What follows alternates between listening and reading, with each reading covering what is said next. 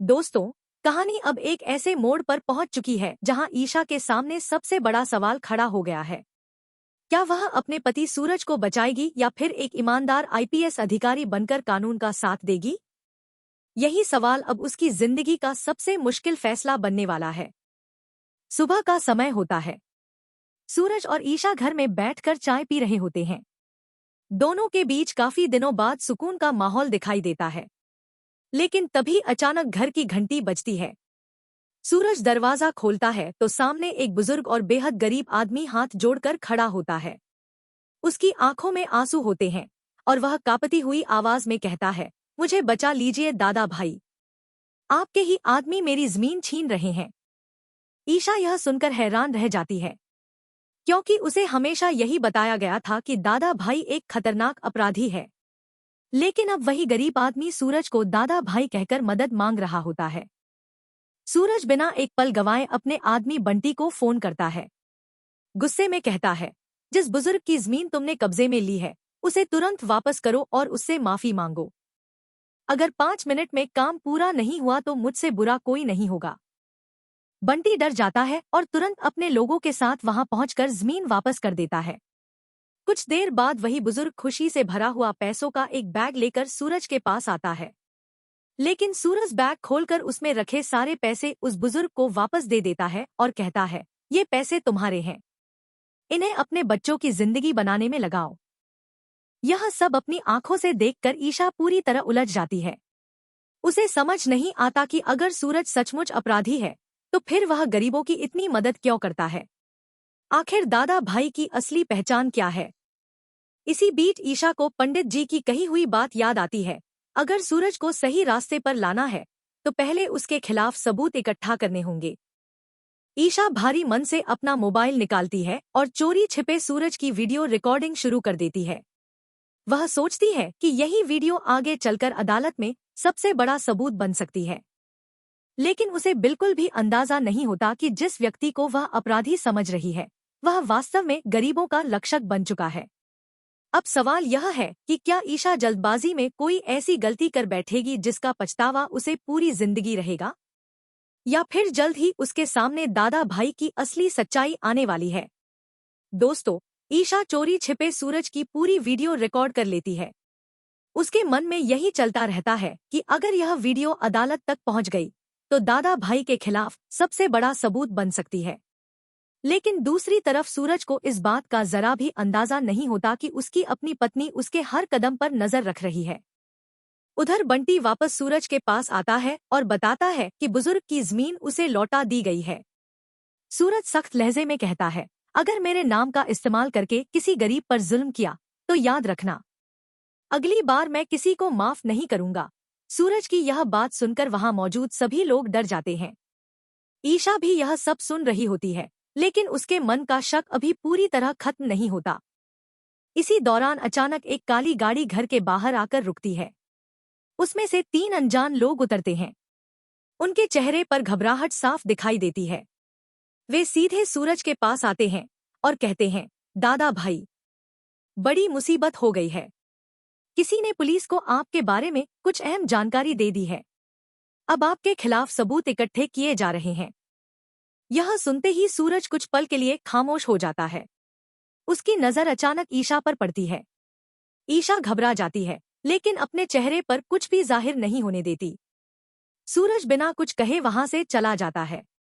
दूसरी तरफ ईशा के मन में अपराध बोध बढ़ने लगता है। उसे महसूस होने लगता है कि शायद उसने जल्दबाजी में गलत फैसला ले लिया है।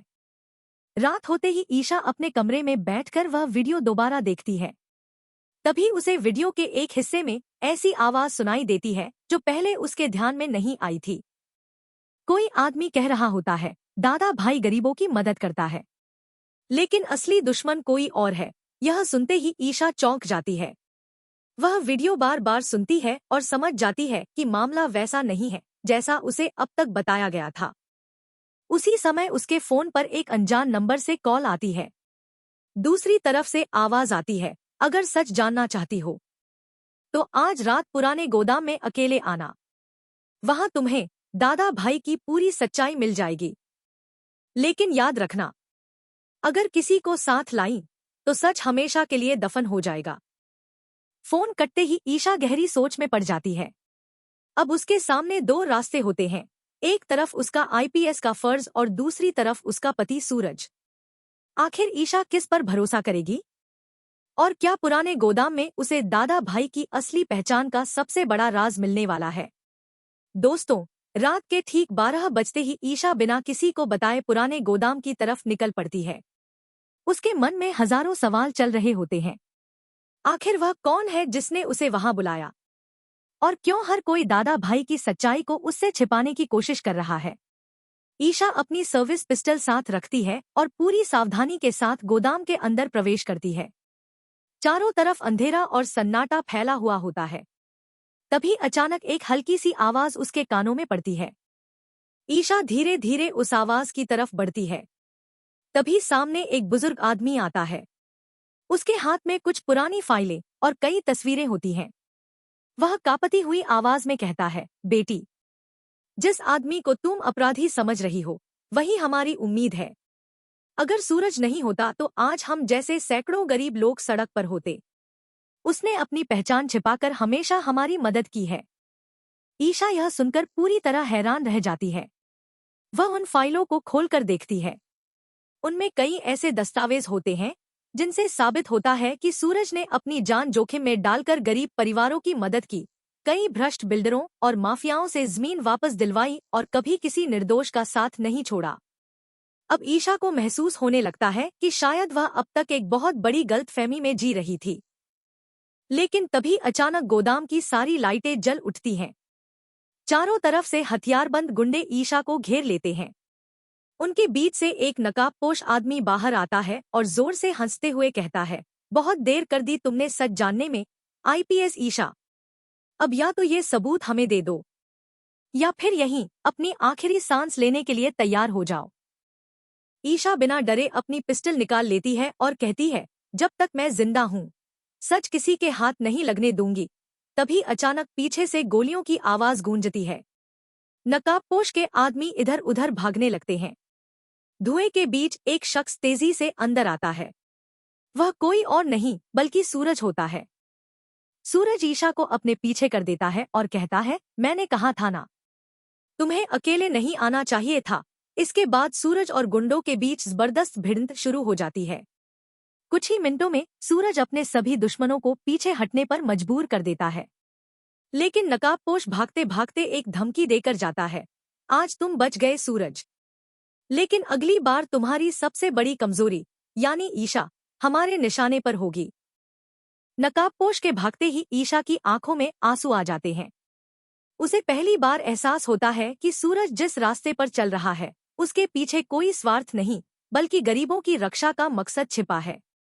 लेकिन अब एक नया सवाल सामने खड़ा हो चुका है, क्या ईशा अपने आईपीएस के फर्ज को निभाएगी या अपने पति सूरज का साथ देगी? और क्या नकाबपोश दुश्मन का असली चेहरा अगले एपिसोड में सबके सामने आएगा?